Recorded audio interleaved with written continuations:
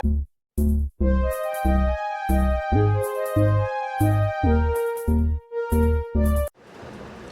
Morning everyone, welcome to self learning.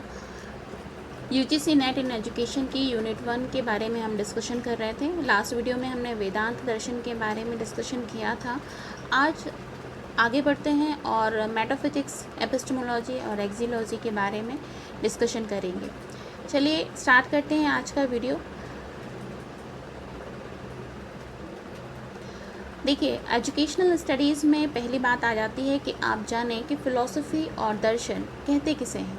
तो philosophy, जिसे हम इंग्लिश में कहते हैं फ़िलॉसफ़ी, और इसका जो शब्द है फ़िलोसोफिया, ग्रीक भाषा का एक शब्द है, उससे इसका ओरिजिन हुआ है। और यह शब्द दो शब्दों से मिलकर बनता है, फ़िलॉस प्लस सोफिया, यानी कि इसका अर्थ होता है लव प्लस विजडम। यानी फ़िलॉसफ़ी का मतलब होगा ज्ञान को हमें प्रेम और ज्ञान के रूप में। फ़िलॉसफ़ी का मतलब होगा कि अगर हम विषय को जानना चाहते हैं, इस आइडियाज़ को जानना चाहते हैं, तो हमें ज्ञान और प्यार, प्रेम दोनों से मिलकर उसे खोजना होगा।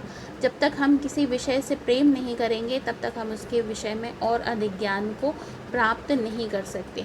हिंदी में कहते हैं हम इसे दर्शन। दर्शन शब्द जो है वो दृश्य धातु, संस्कृत की धातु दृश्य से मिलकर बना हुआ है। दर्शन का अर्थ होता है दृष्टि या देखना, जिसके द्वारा देखा जाए, समझा जाए, सीखा जाए, है ना, उसे कहा जाएगा दर्शन। तो भारत में भारतीय जो दर्शन है, वह दर्शन यदि कहा जाए कि इस दर्शन सभी विषयों का पिता है, तो गलत नहीं होगा, क्योंकि सभी विषयों में, जितने भी विषय हमने आज तक पढ़े हैं, सभी विषयों में जो भी खोजें हुई हैं, जो भी उनके बारे में जाना गया है, उसका कहीं ना कहीं बात की जाती है कि उसके विषय में जो खोज हुई होगी वह कैसे हुई होगी, उसके बारे में विचार किया गया होगा, उसे देखा गया होगा, और देखने के बाद जो विचार सामने आए होंगे उस पर आगे कार्य किया गया होगा, तभी जाकर सभी विषयों का ओरिजिन हुआ है, सभी विषयों का जन्म हुआ है। ठीक है, तो यह है दर्शन और इसको हम कहते हैं फ़िलॉसफ़ी। और हमें, क्योंकि फ़िलॉसफ़ी के बहुत सारी ब्रांचेस हैं, लेकिन हमें केवल पढ़ना है एजुकेशनल फ़िलॉसफ़ी। हम केवल एजुकेशनल फ़िलॉसफ़ी के बारे में पढ़ेंगे, क्योंकि हमारा जो विषय है वह क्या है, एजुकेशन है। ठीक है, अब यहाँ पर एक मुख्य बात आती है दर्शन में कि ये एक वर्ड आता है मेटाफिजिक्स, दूसरा वर्ड आता है आपका एक्सियोलॉजी, और तीसरा वर्ड आता है एपिस्टेमोलॉजी। ये क्या है, इनके बारे में हम क्या जानकारी अर्जित करते हैं ज्ञान दर्शन की इन शाखाओं में। तो देखिए, दर्शन में पहला जो शब्द है वह है मेटाफिजिक्स। तो मेटाफिजिक्स क्या होता है, इसके बारे में जानते हैं हम। चलिए आगे बढ़े, हम इसको देखें कि मेटाफिजिक्स क्या होता है, एक्सियोलॉजी क्या होता है, और एपिस्टेमोलॉजी क्या होता है। स्टार्ट करेंगे पहला नंबर पर एक्सियोलॉजी, जिसको हम मूल मीमांसा कहते हैं। तो फ़िलॉसफ़ी की तरह ही एक्सियोलॉजी वर्ड भी कहाँ से मिलकर बना हुआ है, आपका ग्रीक भाषा के शब्द एक्सिया से मिलकर बना हुआ है, एक्सिया प्लस लॉजिका। एक्सिया जो वर्ड है उसका मतलब होता है वर्थ यानी वैल्यू या वैल्यू, लॉजी का मतलब होता है स्टडीज़। तो जिस शाखा में हम वैल्यू और वर्थ की स्टडी करते हैं, वो वर्ड कहलाता है हमारा एक्सियोलॉजी। ठीक है, axiology is the philosophical study of value. It include question about the nature and classification of the values, about what kind of things have value. यानी हमने ज्ञान की या फिलॉसफी की वह शाखा जिसमें हम मूल्यों के विषय में बात करते हैं, हम जिसमें ये जानने की कोशिश करते हैं कि जो भी हम पढ़ रहे हैं या फिर जिसके विषय में भी हम पढ़ रहे हैं, उसके पीछे मूल्य क्या है, उसका मतलब क्या है, वैल्यूज़ क्या हैं, क्यों हमें इसे पढ़ना चाहिए, है ना। इसके पीछे इससे पढ़ने से हमें क्या वर्थ है, क्या मतलब निकलेगा, कोई लॉजिक निकलेगा इसके पढ़ने से, कोई मतलब निकलेगा, कोई आधार निकलेगा, तो हम इसे पढ़ें। तो जो ज्ञान है उसका ज्ञान का वैल्यू क्या होगा, वर्थ क्या होगा। अगर हम फ़िलॉसफ़ी की किसी भी ब्रांच में अगर हम वर्थ की बात करेंगे, वैल्यू की बात करेंगे, तो हम किसकी बात करेंगे, एक्सियोलॉजी की बात करेंगे, हम मूल्य मीमांसा की बात करेंगे।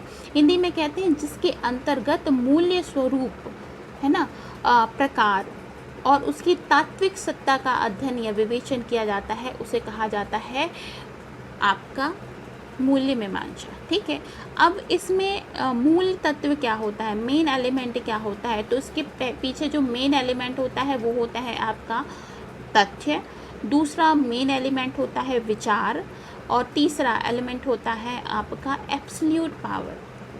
अगर हमें किसी भी विषय के बारे में अध्ययन करना है तो हम पहले जानने की कोशिश करेंगे कि उसके पीछे के फैक्ट क्या हैं, क्यों अध्ययन हम कर रहे हैं।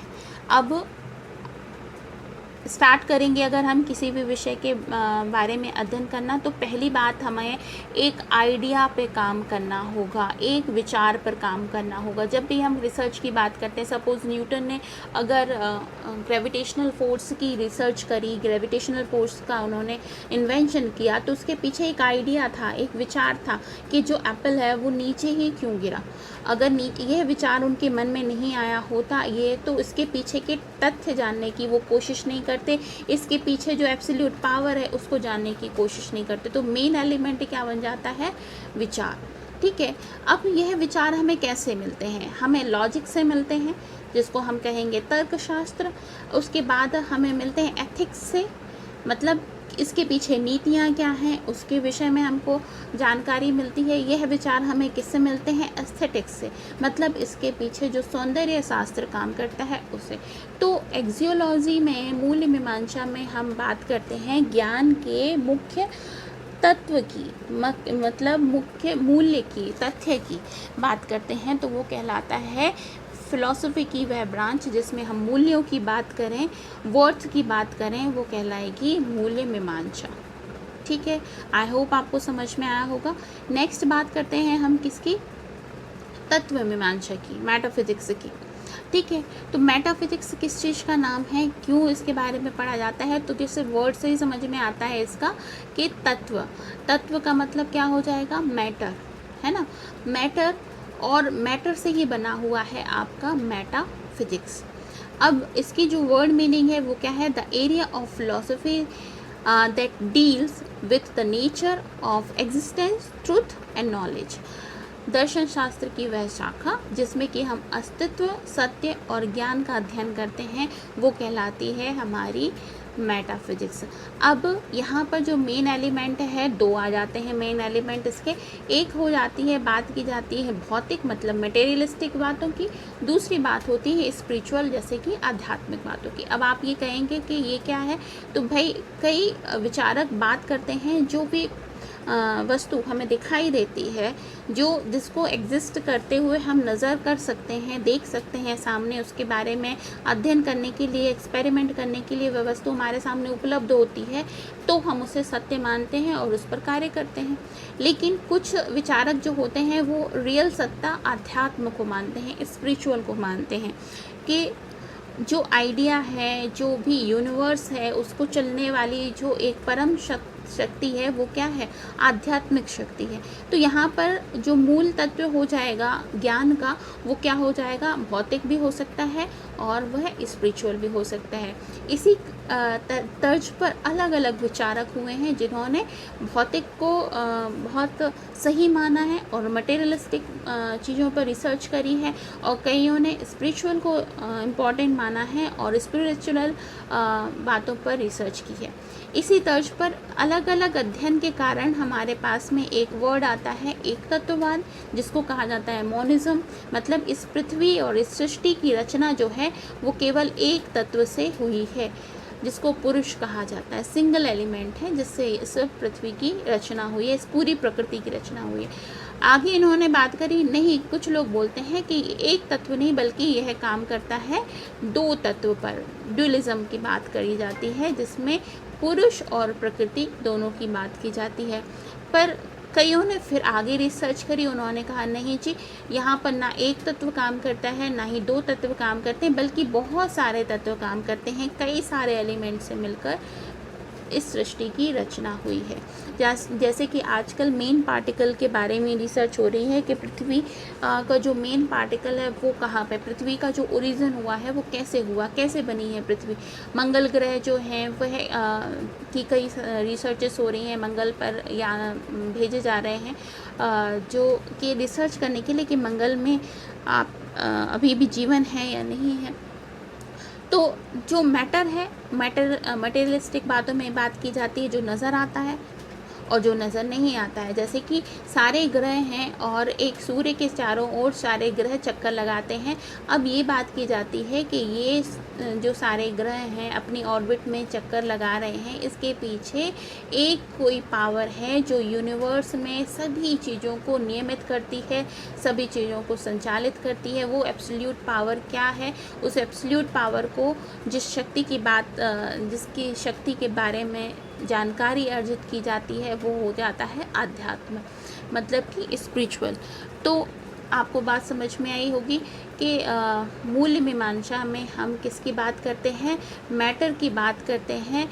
मैटर क्या होता है, किस कारण से पूरे ज्ञान की संरचना हुई है, पूरे ज्ञान की जो खोज हुई है वो किस मैटर के कारण हुई है, तो वो हम पढ़ते हैं तत्व मीमांसा के अंतर्गत। आगे बढ़ते हैं।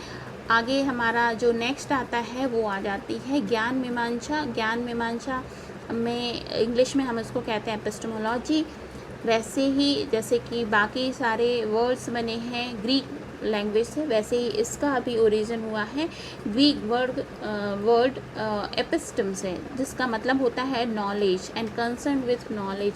एपिस्टोलॉजिस्ट studies the nature, origin and the scope of knowledge. इसमें जो बात की जाती है वो ज्ञान के सोर्स की बात की जाती है कि जो ज्ञान है, किसी भी तरह का ज्ञान हम ले रहे हैं, चाहे किसी भी ज्ञान की बात कर रहे हैं, उसका सोर्स क्या है। अब भारतीय दर्शन में हम वेदांत पढ़ते हैं और वेदांत का जो मेन ओरिजिन है वो क्या है, वेद है या फिर उपनिषद हैं, कैसे हैं, किस तरीके से ये वेदांत जो है वो सामने आया, उसके जो भी श्लोक लिखे गए हैं वो किससे आ रहे हैं, कहाँ से हमको मिल रहे हैं, वो उसका जो मेन ओरिजिन है उसको जानने की कोशिश की जाती है किसमें, ज्ञान मीमांसा में। तो ज्ञान मीमांसा बात करता है ज्ञान के सोर्स की। तो यहाँ पर जो सोर्स ऑफ नॉलेज है वो क्या आ जाता है, कहाँ से आपको ज्ञान मिला। तो पहली बात कही जाती है कि भाई बुद्धि से मिलता है ज्ञान। कहाँ से हमको अर्जित किया, हमने बुद्धि से, हमने लॉजिक लगाए, चीज़ों को खोजने के बाद हमारी बुद्धि ने जिस तर्क को अप्रूव किया उसको हम कहेंगे हमें वहाँ से ज्ञान प्राप्त हुआ। इसलिए इसको बात कही जाती है रैशनलिज्म की, है ना। दूसरा कहा जाता है कि सोर्स ऑफ नॉलेज क्या हो सकता है, एक्सपीरियंस हो सकता है कि हमने जो एक्सपीरियंस किया, जो हमने अनुभव किया, उसके हिसाब से हमें ज्ञान की अनुभूति हुई, ज्ञान की प्राप्ति हुई। इसको कहा जाता है एम्पिरिज्म यानी कि अनुभववाद। तो ज्ञान मीमांसा में किसकी बात की जाती है, सोर्स ऑफ नॉलेज की। तो यहाँ पर जो ये तीनों मीमांसाएँ हैं, ज्ञान मीमांसा, तत्व मीमांसा है और आपकी मूल मीमांसा, किसी भी नॉलेज को जानने के लिए हमें इन तीनों के विषय में जानकारी अर्जित करना पड़ती है। फ़िलॉसफी में हम चाहे किसी भी विषय में पढ़ें, हम चाहे इंडियन फ़िलॉसफी को पढ़ें, चाहे हम वेस्टर्न फ़िलॉसफी को पढ़ें, हमें हर एक विषय की मूल मीमांसा के बारे में जानना होगा कि वह जो ज्ञान है उसके पीछे मेन एलिमेंट क्या है, हमें उसके तत्व के बारे में जानना होगा, उसके पीछे मेन सोर्स जो है वो काम क्या करता है, ठीक है, उसका अस्तित्व कहाँ से आया, उसका ओरिजिन कहाँ से हुआ। अगर हम साइंस में किसी भी इन्वेंशन की बात करेंगे तो हम मेनली जानने की कोशिश करेंगे कि इसके पीछे जो मेन लॉजिक है, मेन तत्व है, वह कहाँ से आता है। ठीक है। नेक्स्ट अगर हम ज्ञान मीमांसा की बात करें तो किसी भी तरीके की रिसर्च हो, चाहे किसी भी तरीके का नॉलेज हो, उसकी एपिस्टेमोलॉजी यही कहेगी कि ये जो नॉलेज की बात आप कर रहे हैं इसका सोर्स कहाँ से, इसका ओरिजिन कहाँ से। कोई भी बात बिना किसी लॉजिक के, बिना किसी तथ्य के नहीं की जा सकती। तो अगर बात कही जा रही है, अगर कहा जा रहा है कि सूर्य जो है सेंटर में होता है और सारे ही जो प्लैनेट्स हैं उसके और उसके चारों ओर चक्कर लगाते हैं, तो ये सोर्स हमें कहाँ से मिला, इस सोर्स के बारे में हमें किस लॉजिक से ज्ञान प्राप्त हुआ। अगर हमें बुद्धि से प्राप्त हुआ हो, अनुभव से प्राप्त हुआ हो या कहाँ से प्राप्त हुआ हो, तो दर्शन शास्त्र की वह शाखा जिसमें हम ज्ञान की बात करते हैं, ज्ञान के सोर्स की बात करते हैं, उसको कहा जाता है एपिस्टेमोलॉजी। तो आई होप स्टूडेंट्स आपको समझ में आया होगा कि ज्ञान मीमांसा, तत्व मीमांसा और मूल मीमांसा किसे कहते हैं। ये कोई एक ब्रांच नहीं है, बल्कि ये एक ब्रांच है जिसमें हम फ़िलॉसफ़ी की सभी ब्रांचेस के विषय में अध्ययन करते हैं, उसकी डीप स्टडी करने की कोशिश करते हैं। तो आई होप आपको ये आज का टॉपिक समझ में आया होगा और आज का ये वीडियो आपको पसंद आया होगा।